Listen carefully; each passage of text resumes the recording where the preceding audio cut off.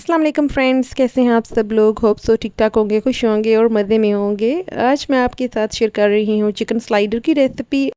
Basic चीज़ों को इस्तेमाल करते हुए किस तरह से आप ये ब्रेड बना सकते हैं, चीज़ी टाइप की ब्रेड। और साथ ही चिकन की मैं आपके यूज़ बताऊँगी इस रेसिपी में कि आप किस तरह इस चिकन को बना के और 3 डिफरेंट रेसिपीज़ क्रिएट कर सकते हैं। चीज़ें बहुत सादा हैं, जिसमें है मैदा, 250 ग्राम मैदा है जो 1 पाव होता है, और अगर कप्स में देखें तो 2 कप है। और इसमें मैंने 1.5 टीस्पून जो है मैंने चीनी ऐड की है और 1 टीस्पून नमक ऐड किया है, और खमीर पाउडर मैंने लिया है 1.5 टीस्पून। आपने जो है इंस्टेंट खमीर लेना है, इंस्टेंट ईस्ट जो आता है वो लेना है, और उसको अच्छे से मिक्स कर लेना है हमने। और इसके साथ ही मैंने इसमें ऐड किया था 1 अंडा। अंडा जो है रूम टेम्परेचर पे होना चाहिए। ऐसा नहीं कि आपने एकदम से फ्रिज से अंडा निकाला और अपनी रेसिपी में तोड़ के ऐड कर लिया। कम से कम कोई भी चीज़ जो बेकिंग में इस्तेमाल होती है उसे 1 घंटा पहले आप फ्रिज से निकाल के बाहर रख दें, ताकि वो रूम टेम्परेचर पे आ जाए।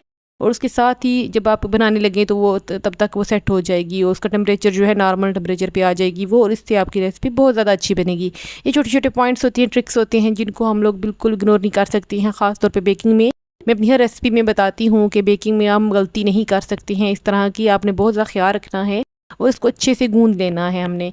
जितना अच्छा गूंदेंगे उतनी ही सॉफ्टनेस आएगी इन बंस में, और उतने ही अच्छा हमारे स्लाइडर्स जो बंस बनेंगे।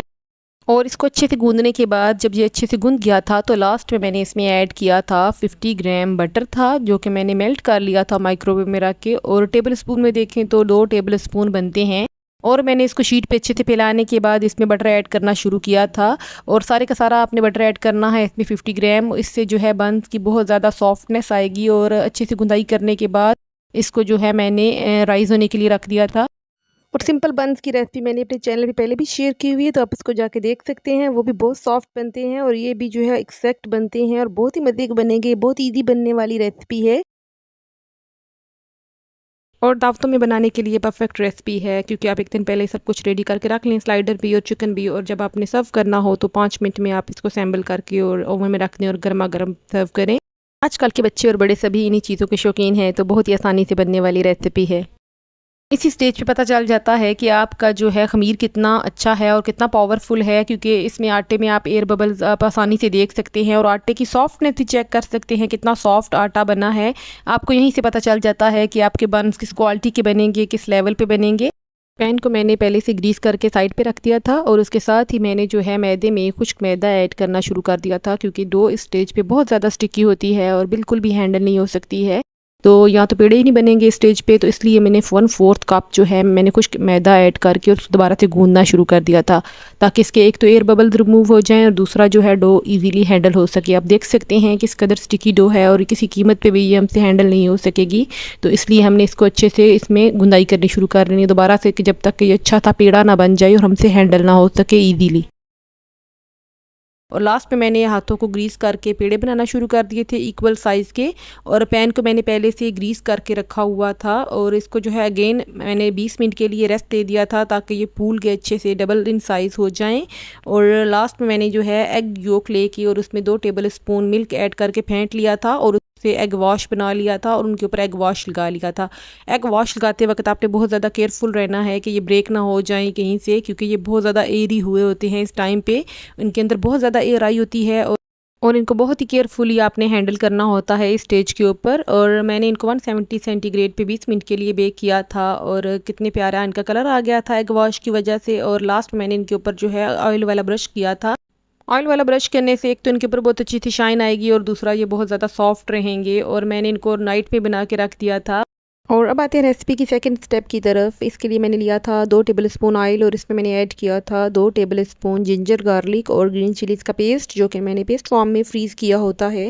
और इसके साथ ही मैंने इसमें ऐड किया था प्याज, एक मीडियम साइज़ का प्याज मैंने लिया था, और मैंने फ्राई बिल्कुल भी नहीं किया है। और इसमें मैंने ऐड किया है 300 ग्राम चिकन। चिकन को आपने इसमें इतनी देर ही पकाना है जितनी देर में चिकन का रंग ना चेंज हो जाए। जो ही चिकन अपना रंग चेंज करेगा तो आपने इसमें ऐड करना है सॉल्ट अपने टेस्ट के हिसाब से, रेड चिलीज़, हल्दी पाउडर, और उसके साथ ही मैंने गरम मसाला ऐड किया था। बस ये 3 स्पाइस जाएंगे बस, और कुछ भी नहीं। और इसके साथ ही मैंने इन तीनों के साथ इसको अच्छे से भूनना शुरू कर लिया था। मैंने चूँकि बोनलेस चिकन लिया था तो इसलिए इसको गलने में बिल्कुल भी टाइम नहीं लगा था, और बहुत जल्दी जो है ये गल गया था। और मैंने थोड़ा सा पानी का छींटा दे के इसको जो है कवर करके 5 मिनट के लिए गलने के लिए रख दिया था।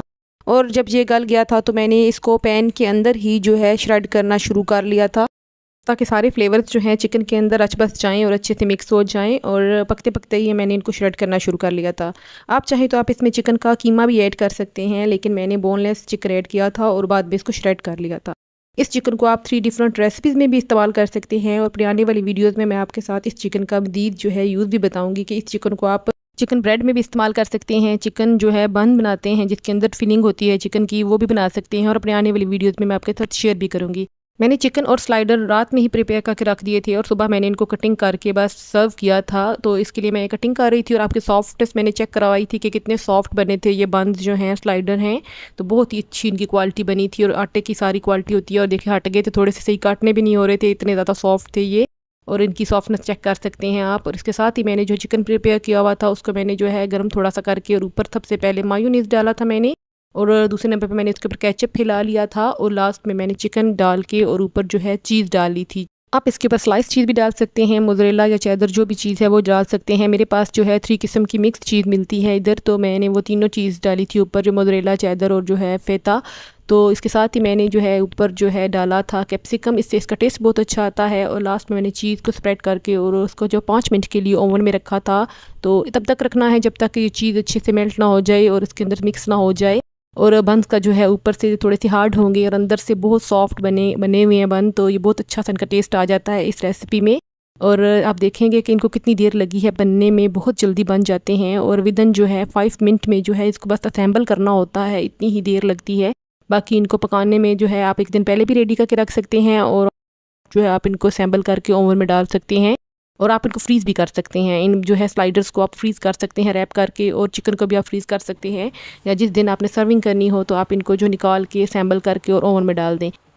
اور اگر آپ نے میرے چینل سبسکرائب نہیں کیا تو چینل کو سبسکرائب کیجیے۔ انشاءاللہ نیکسٹ ویڈیو میں ملاقات ہوگی۔ اپنا بہت سا خیال رکھیے گا، تب تک کے لیے خدا حافظ۔